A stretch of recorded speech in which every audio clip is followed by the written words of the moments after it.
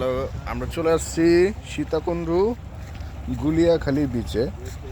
এখন জোয়ার ভাটা চলতেছে, পানি ছিল ওই গাছ পর্যন্ত, এখন জোয়ার ভাটা চলে আসছে এখন এখানে। তো মোটামুটি একটা সুন্দর একটা দৃশ্য, যে চোখের সামনে পানি বাড়তেছে।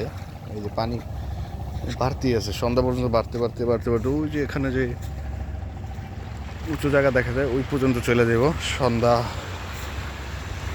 সন্ধ্যার সময় ওই পর্যন্ত চলে যাবো। আবার রাত্রে রাত্রে পানি নেমে আবার ওই এই গাছ থেকে আরেকটু দূরে চলে যাব পানি নেমে জোয়ার ভাটার।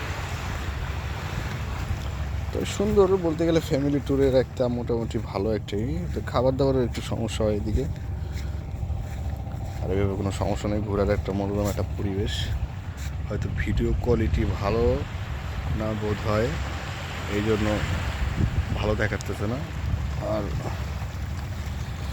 মানে ভিডিওতে যেরকমই দেখা যায়, এটা আসলে ওই রকম দৃশ্য না। খালি চোখে আরো অনেক সুন্দর, অনেক সুন্দর দেখা যায়। প্রকৃতি যে কত সুন্দর, আল্লাহর দেওয়া নিয়ামত। এটার জন্য হাজার হাজার শুকরিয়া আল্লাহর কাছে, যে এত সুন্দর নিয়ামত দেওয়ার জন্য।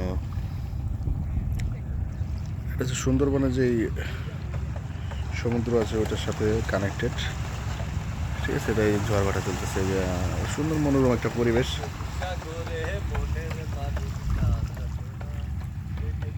গাছপালা, সুন্দর দৃশ্য, কিন্তু এদিকে আসতে একটু সমস্যা। এদিকে গাড়ি আসে না আর কি, বেশিরভাগ মানুষ হাইটে আসে, আর গাড়ি যারা রিজার্ভ করে আসে তারা একটু বেশি খরচ হয়।